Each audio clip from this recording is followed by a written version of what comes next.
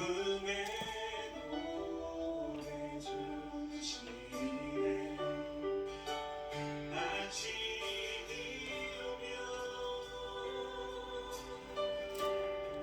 자녀의 우리 여러분과 고백해 보시겠습니다. 어둠이 지면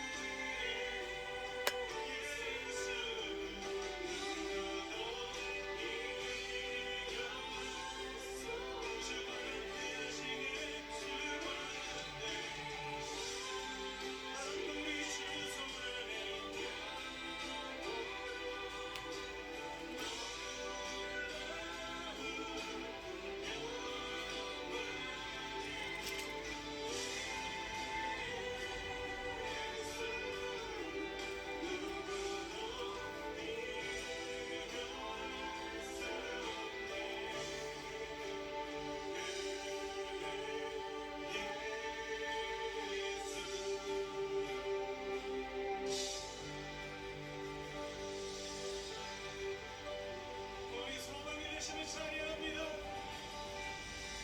우리의 노래가 되심을 찬양합니다. 옆에 있는 분들에게 좀 이렇게 믿음으로 고백했으면 좋겠습니다. 당신의 믿음을 통하여 주님께서 영광을 받으실 것입니다.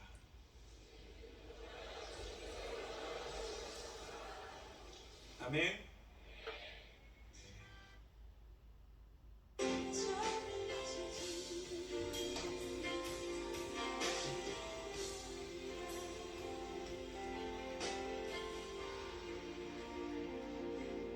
보소서 주님 나의 마음은 선한 것 하나 없습니다.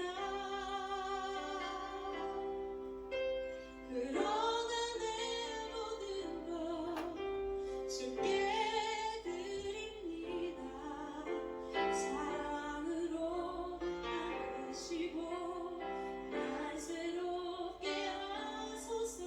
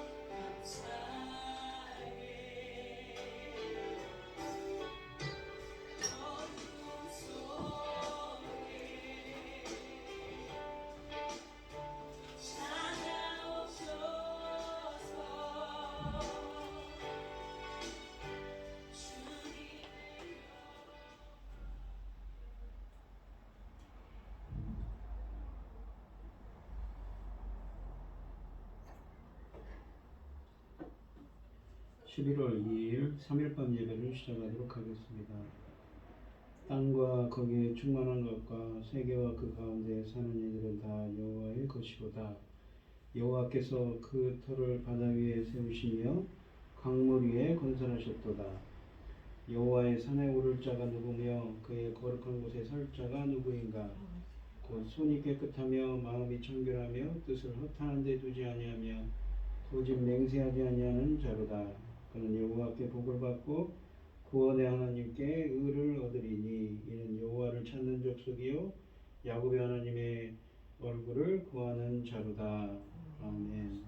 참 감사하신 하나님, 창세전을 저희들을 책정하시고 여기까지 인도해 주셔서 감사드립니다. 오늘 드려지는 예배가 신령과 진정으로 드려지는 예배가 되게 하여 주시옵소서. 이 모든 말씀 거룩하신 예수님 이름으로 기도합니다. 아멘.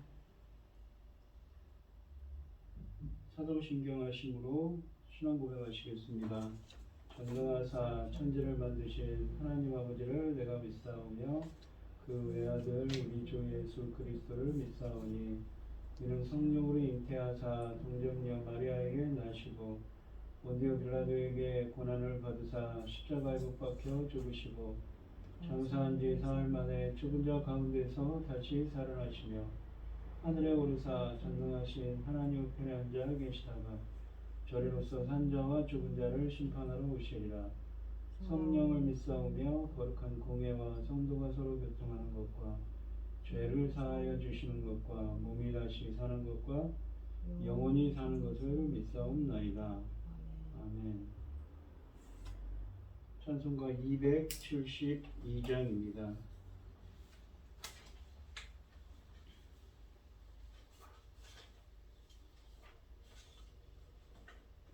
(272장입니다) 고통의 멍에 벗으려고 예수께로 나갑니다.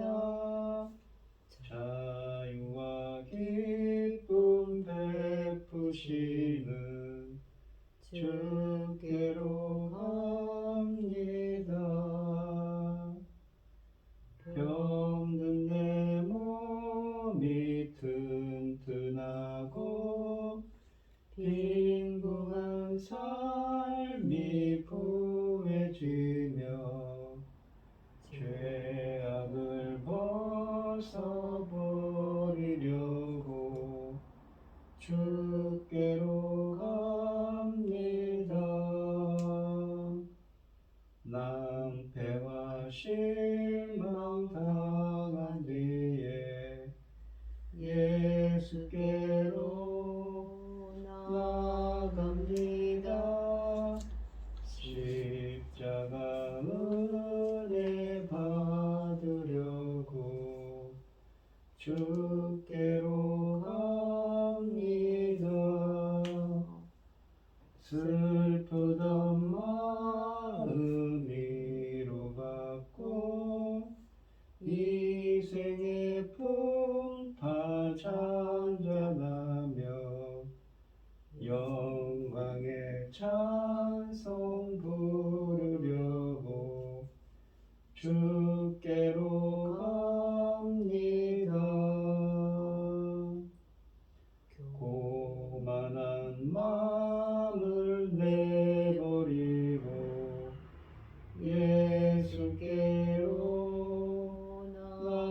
나갑니다.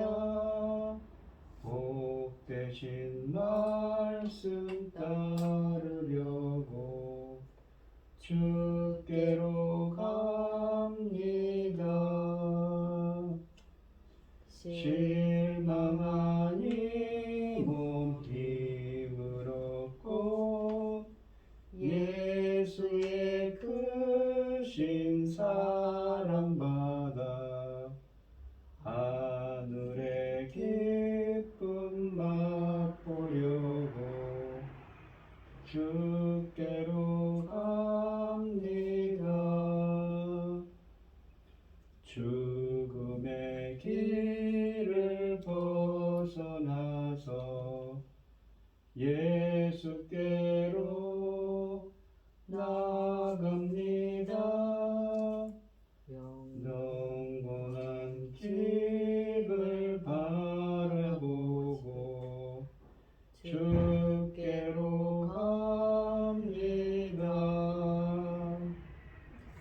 멸망의 포부되어 나와 평화의 나라 다다라서 영광의 주를 배우려고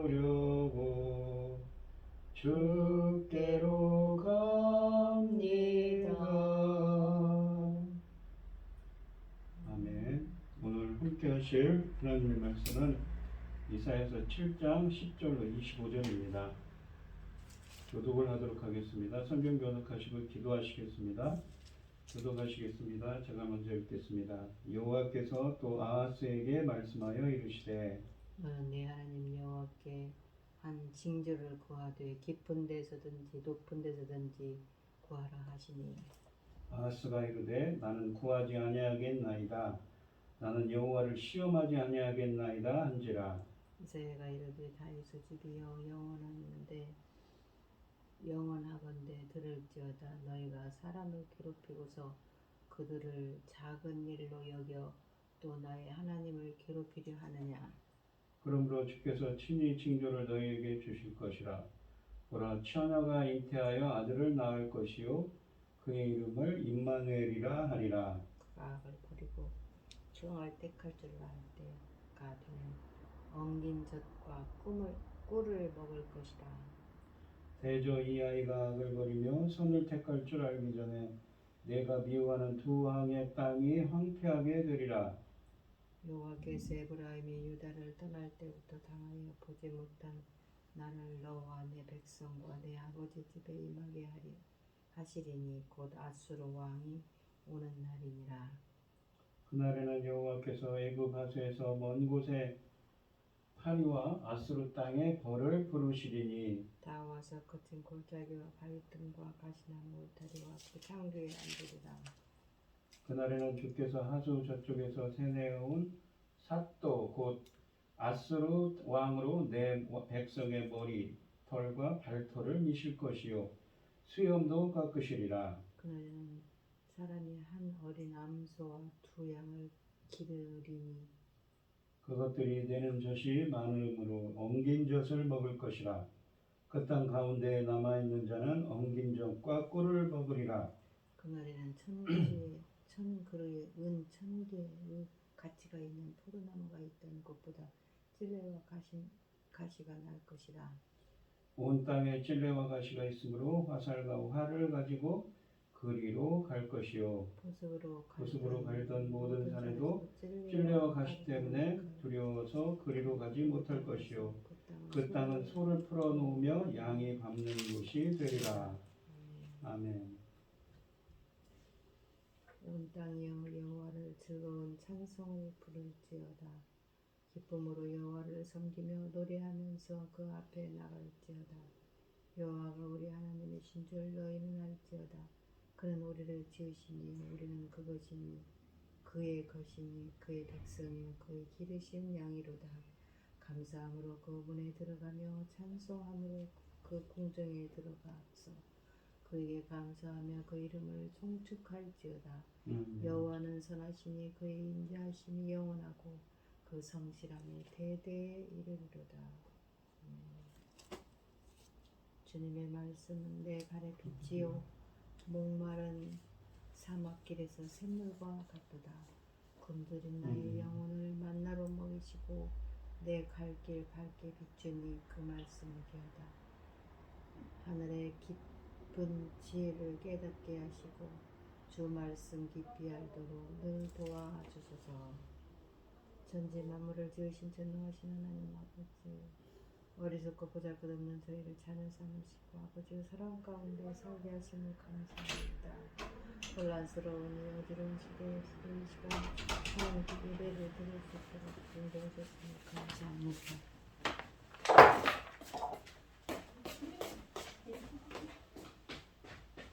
네, 나는 왜 이렇게 지가 자연적으로 잠궈져 버려. 불을 잠궜어. 아니 지가 잠궈져 버린다 봐요. 권사님들께 문 닫으면 따라따라 해갖고 지가 잠궈진다. 아이고, 오래간만에. 그래서 이게 요리 왔어? 아니 뭐가? 아니 뭐 아니, 우리 거 먹은 거 똑같은 거 같아.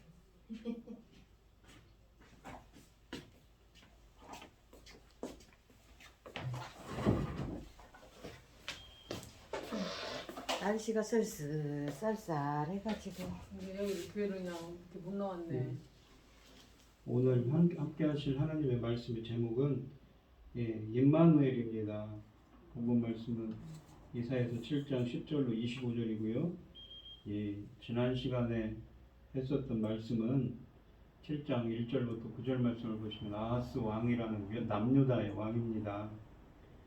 그런데 그 이웃 나라들 중에 아람이라는 나라가 있고 또 북왕국 이스라엘이 있습니다. 그런데 이 북왕국 이스라엘과 아람이라는 나라의 두 왕이 아하스 왕 때 남유다에게 이렇게 말합니다. 너희들은 아수르를 섬기지 말고 우리와 연합해서 아수르를 치자고 말하죠. 그런 유혹을 합니다. 그래서 아수르는 어찌할까를 몰랐습니다. 안 그러면 이 두 나라가 자기 남유다를 공격할 거라는 그런 위협을 하지요. 그래서 아하스 왕에게 이사야 선지자를 통해서 말씀을 하십니다. 열방을 의지하지 말고, 그러니까 아수르를 의지하지 말고 하나님을 의지하라고 말씀을 하시지만 이 아하스 왕은 듣지를 않았습니다. 그 이야기가 이어지는데요.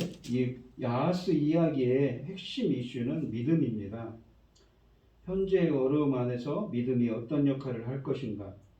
이 정치적인 역경 속에서 하나님을 믿을 것인가? 아니면 인간의 방법을 사용할 것인가?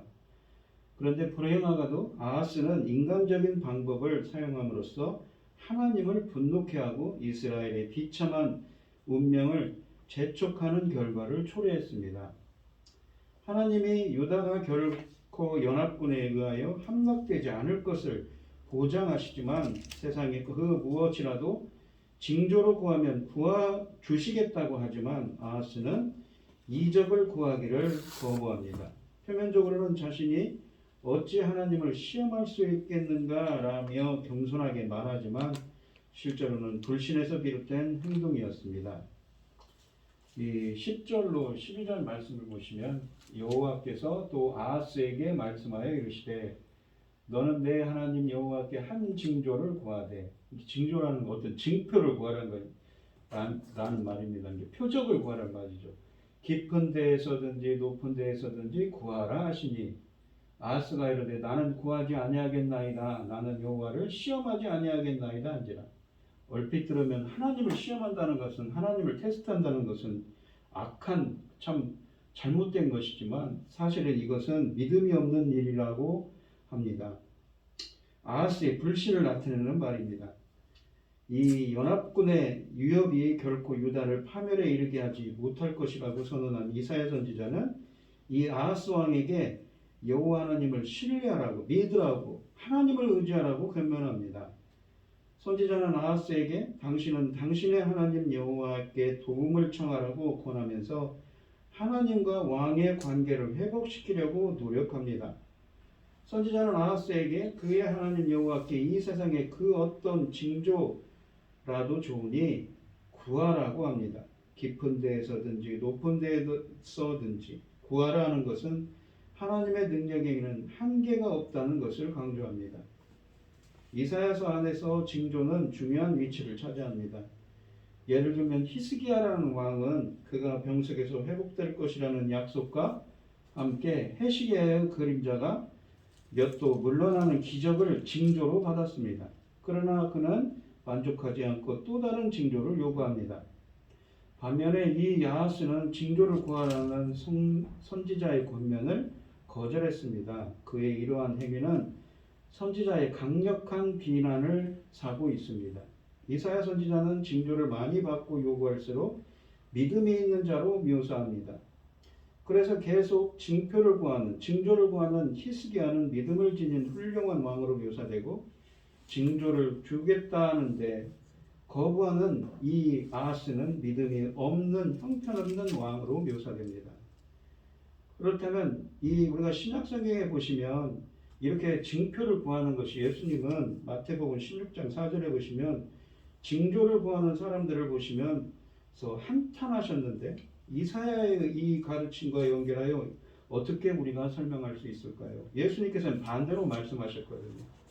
즉 이사야서에서는 표적을 구하는 것이 긍정적으로 믿음 있는 것으로 간주되는데 반면에 신약성경 이 마태복음 16장에서는 예수님은 표적을 구하는 것을 부정적으로 평가하십니다.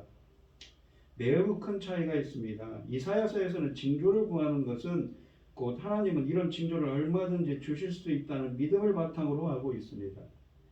반면에 예수님께 징조를 구한 사람들은 예수님을 믿을 수 없어서 그렇다면 나 당신 믿지 않는데 표적을 한번 해봐라 라는 것이죠. 그러니까 그 바탕에는 징조를 구하는 행위가 이 표면적으로는 같아 보이지만 실제는 엄청난 차이를 갖고 있었다는 것입니다. 믿음이 없이 구하는 징조는 주님이 탄식하십니다. 반면에 하나님의 능력을 확신하면서 구하는 징조는 하나님에 대한 믿음의 고백인 것입니다.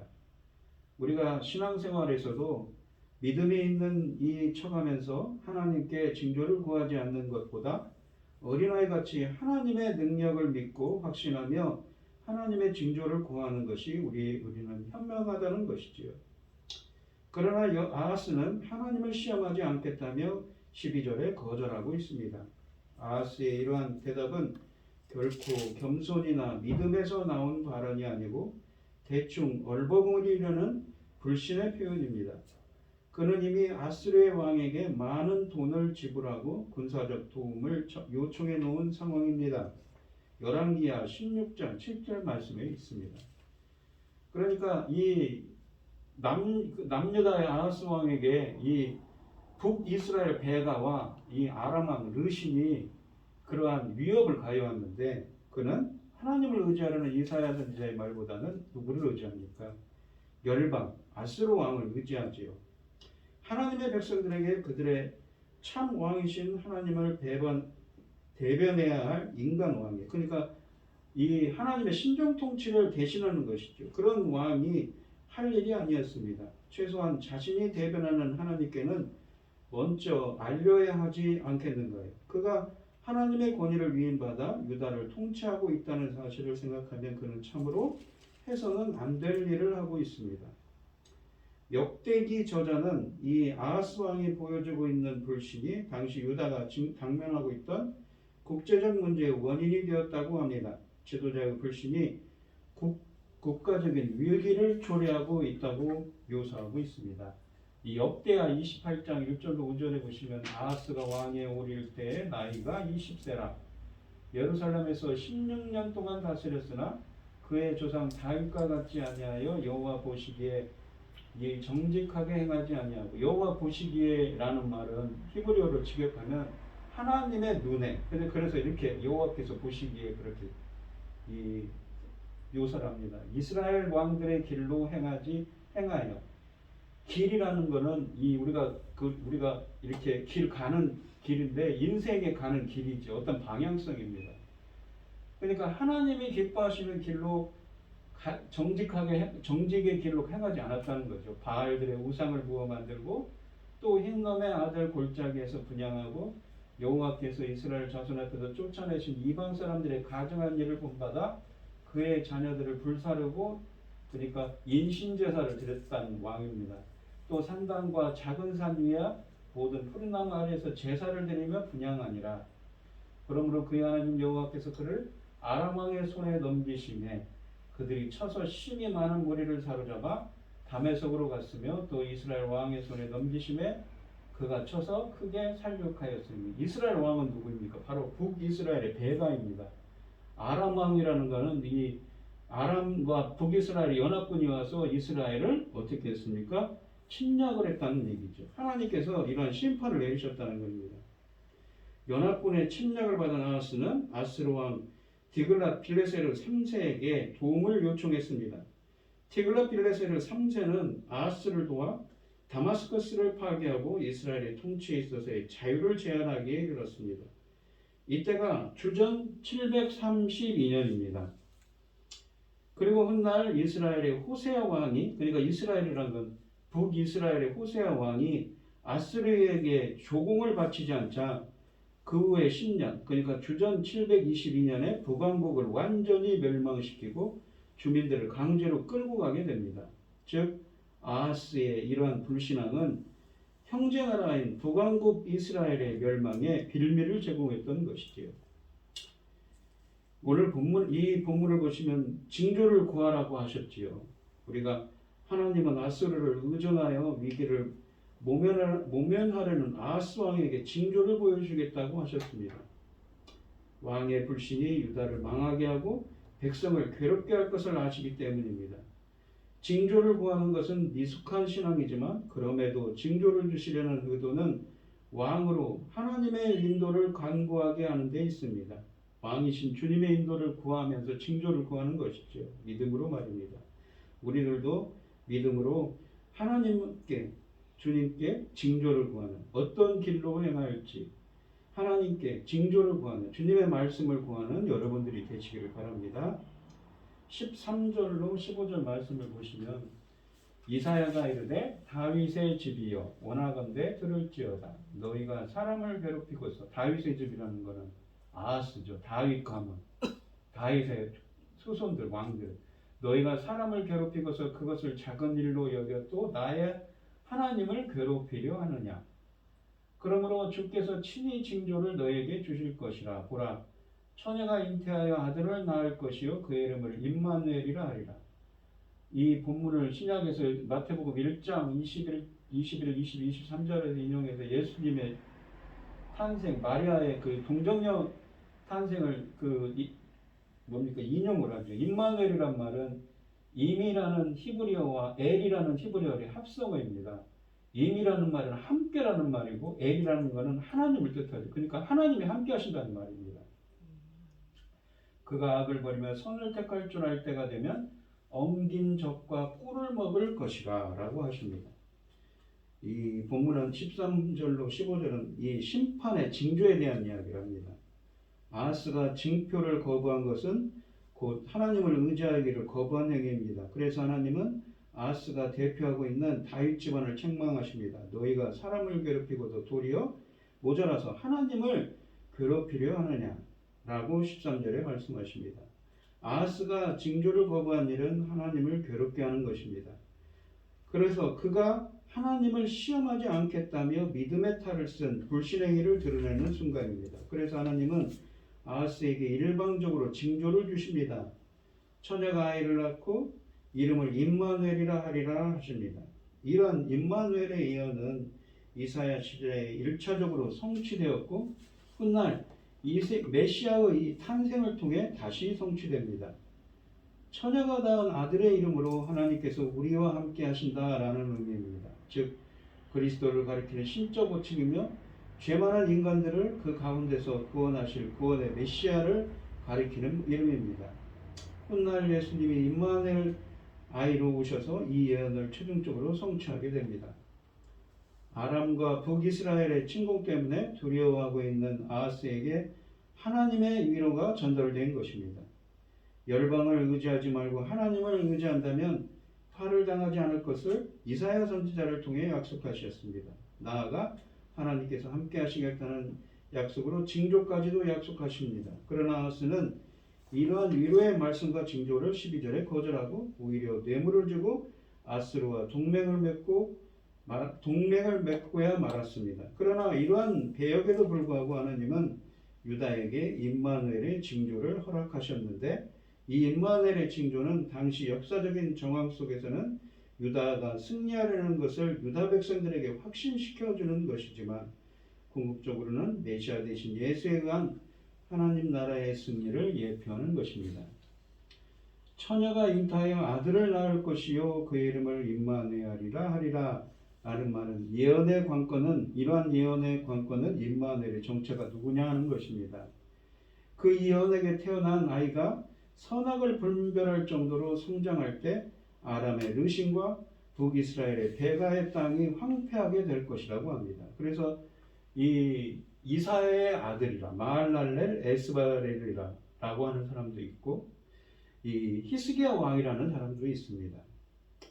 따라서 이 아이는 1차적으로 당시 상황에서 곧 태어날 아이입니다. 7장 14절에서 언급된 임마누엘의 정체를 안다는 것은 쉽지는 않습니다. 어쨌든 분명한 점은 이 아이가 태어나서 얼마 지나지 않아 아람과 북이스라엘의 땅이 황폐하게 되리라는 것입니다. 이 징조는 구원을 위한 하나님의 개입 의지를 강하게 표명합니다. 그리고 이사야서의 이 정경적인 문맥에서 아이에 대한 예언들은 메시아의 출현을 예고하는 말씀에서 계속 등장하게 됩니다. 9장에서도 나오고 11장에서도 나오는 말씀입니다. 따라서 이 14절의 임마누엘 예언은 미래의 메시아의 예언에 대한 예표로 충분히 볼 수 있습니다. 이런 점에서 신약이 이사야서의 임마누엘 예언을 예수 그리스도에 적용시킨 것은 정당한 것입니다. 흥미롭게도 임마누엘이라는 명칭은 유다 땅의 주인의 이름으로 제시되고 있기도 합니다. 땅의 주인은 시편 이사야서 8장 8절에 나오지요. 땅의 주인은 신적 존재이기 때문에 이 7장과 8장의 문맥에서 임마누엘의 신적 기원을 가진 메시아라는 단초를 제공하고 있음을 우리는 또한 발견하게 됩니다.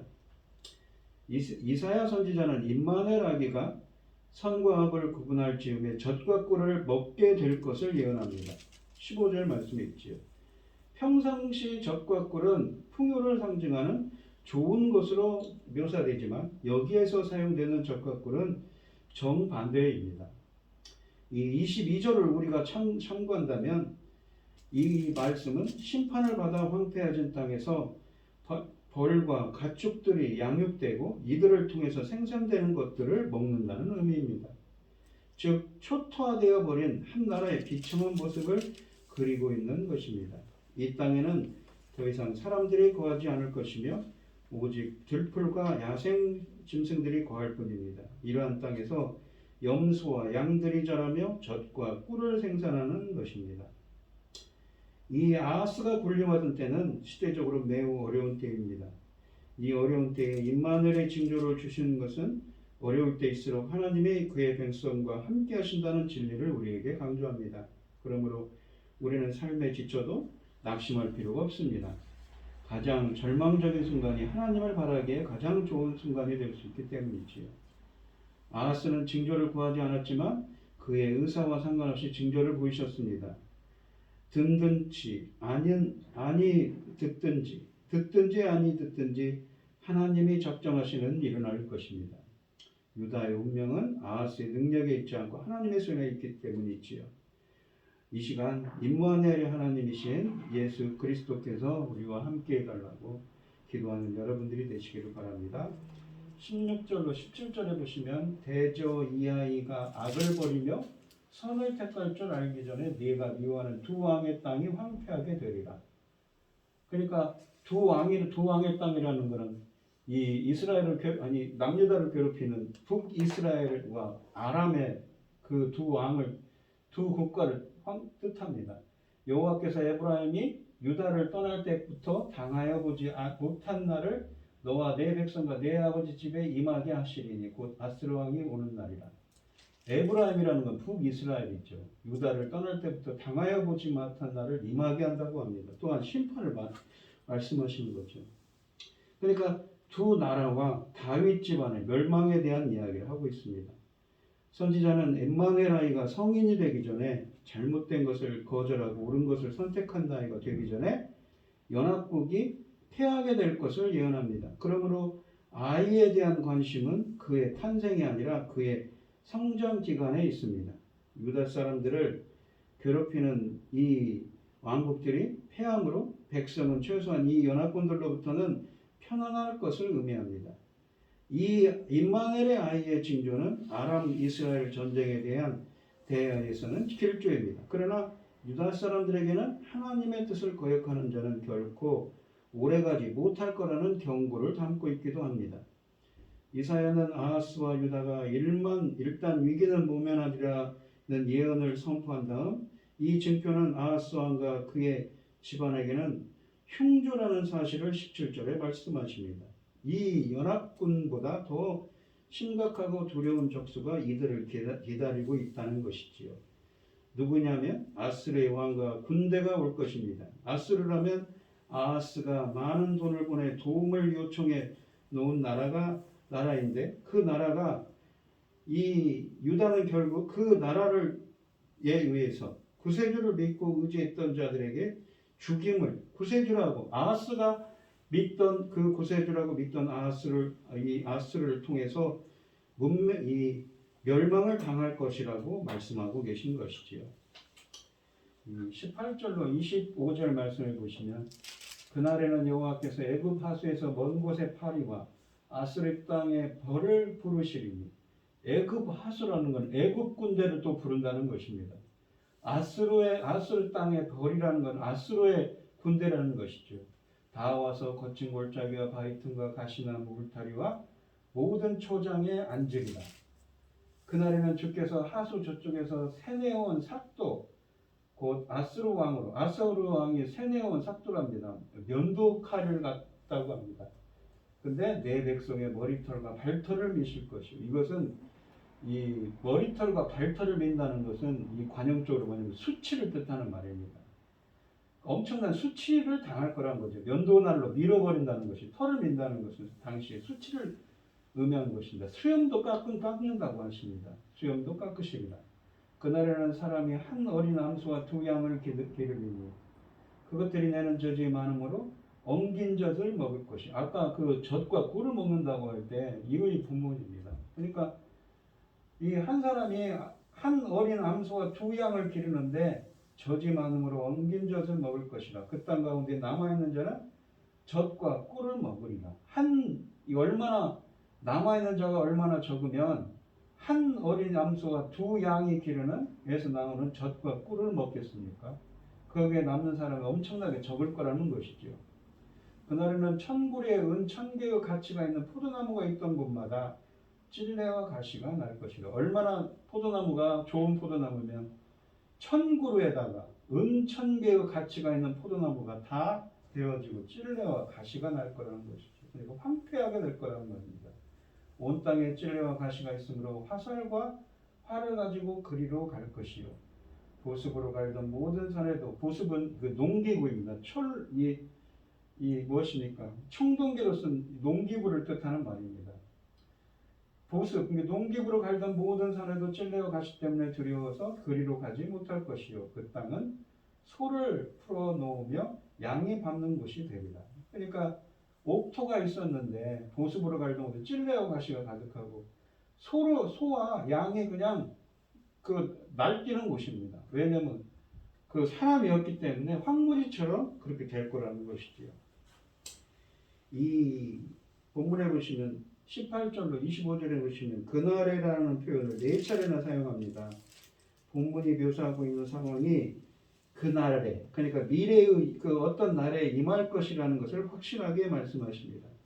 그날이 되면 이스라엘은 2가지를 경험합니다. 첫째는 파괴된 자존심입니다. 18절로 20절에 있는데 17절 마지막 부분에서 아스르 군대가 온다고 했던 사실을 다시 한번 확인하고 있습니다. 그들은 유다의 온 땅을 장악합니다.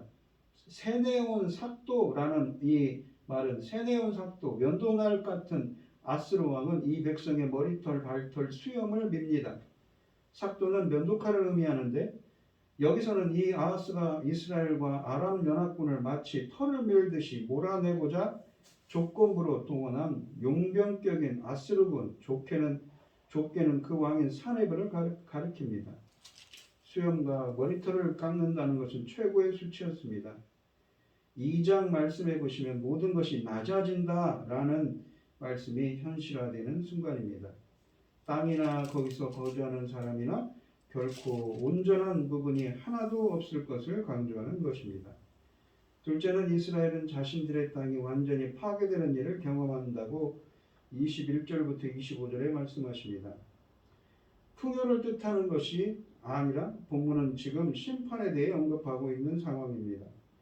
이런 정황에서 선지자는 하나님의 심판을 받은 이스라엘의 인구가 크게 줄게 될 것을 선언합니다. 얼마나 심판이 심했는지 사람들이 거의 다 죽고 남아있는 사람들은 너무 적었기 때문에 아주 작은 양의 소산을 가지고도 충분히 먹고 지낼 수가 있는 것입니다. 한 어린 암소와 2마리의 염소가 충분하다는 것은 그만큼 남아있는 인구수가 적다는 것을, 인구가 줄어들었다는 것을 의미하고 있습니다.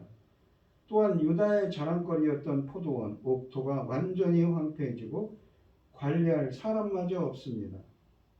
과거의 집들로 들어차 있던 곳이 이제는 황무지로 보내버렸고 남은 자들은 이 황무지로 사냥을 갑니다. 매우 심각한 이 환상입니다. 사람들이 평소에 일구던 이 전답들도 가꿀 사람이 없어서 완전히 황폐해졌다고 25절에 말씀하십니다. 밭이 얼마나 많이 변했고 잡초로 나무가 우성한지 사람들이 두려워서 그곳에 들어가지를 못합니다. 그러므로 들짐승들이나 밟고 다니기에 적합한 곳이 되어버렸습니다. 아하스의 이야기를 생각해 볼 때 그가 바로 이사야서에서 계속 전개되고 있는 지도력 부재의 본보기임을 우리는 알 수 있습니다. 이사야는 그가 어떤 정치인인지는 관심이 없습니다. 다만 그는 하나님을 불신하는 믿음이 없는 사람이었음을 문제 삼고 있는 것입니다. 하나님을 버리고 강대국을 의지한 대가를 치르게 하실 것입니다. 유다는 침략당하고 백성은 수치를 당하며 포로로 끌려갈 것입니다. 적은 양식으로도 풍족하게 먹을 만큼 극소수만 남을 것입니다. 사람의 손길이 닿지 않은 토지는 황무지로 변할 것입니다. 하나님을 대시하여 의지했던 것들은 결국 우리를 삼키는 재앙이 되고 마는 것이지요. 하나님을 붙들어야 할 손으로 우리는 무엇을 붙들고 있는지 살펴봐야 됩니다. 우리도 우리의 뜻과 우리의 계획을 주장하기 전에 아하스가 그랬던 것처럼요. 먼저 하나님의 뜻을 먼저 여쭈고 하나님의 징조를 먼저 구하는 믿음으로 구하는 여러분들이 되시기를 축원드리겠습니다. 기도하겠습니다. 하나님 아버지 감사합니다. 이 믿음 없는 아하스 왕은 이 북이스라엘과 아람이라는 두 강대국이 자신들을 치려고 압박을 가할 때 하나님을 의지하라는 이사야 선지자의 그 하나님의 말씀을 어기고 눈에 보이는 열방들을 쫓아서 갔습니다. 그래서 이러한 심판을 당할 것이라고 주님은 말씀하는 것이지요.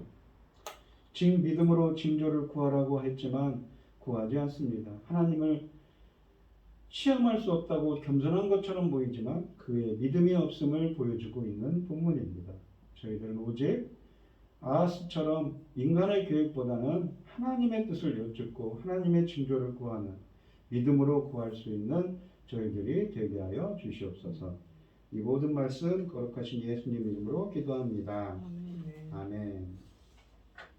찬송가 325장입니다.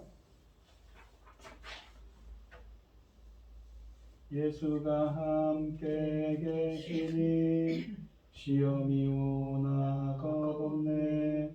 기쁨의 근원 되시는 예수를 위해 삽시다. 날마다 주를 섬기며 언제나 주를 기리고 그 사랑 안에 살면서 딴 길로 가지 맙시다. 이 세상 사는 동안에 주 이름 전파하면서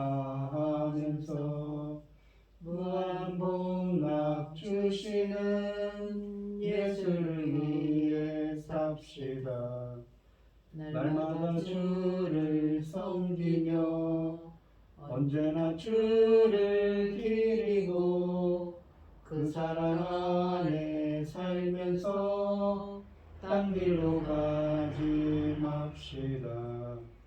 이 세상 친구 없어도 예수는 나의 친구니 불의한 일을 버리고 예수를 위해 삽시다.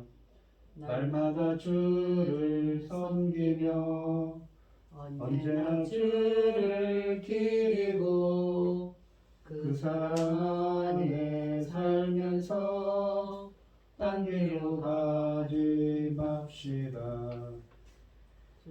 주께서 심판하실 때 잘했다 칭찬하리니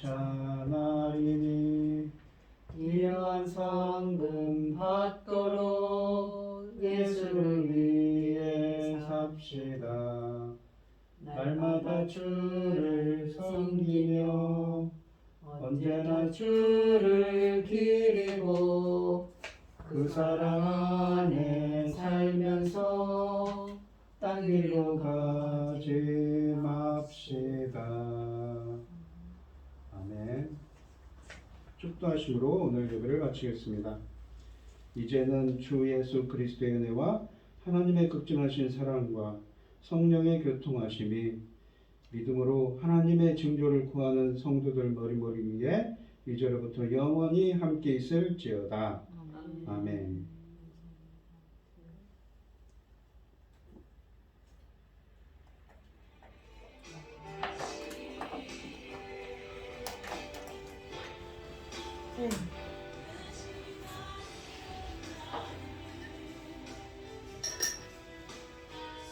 이선 라면 드세요? 날마다 드셔? 먼저 어디 안 나가시고? 예. 아니 궁금하고 드셔? 건강 괜찮으세요? 네. 네.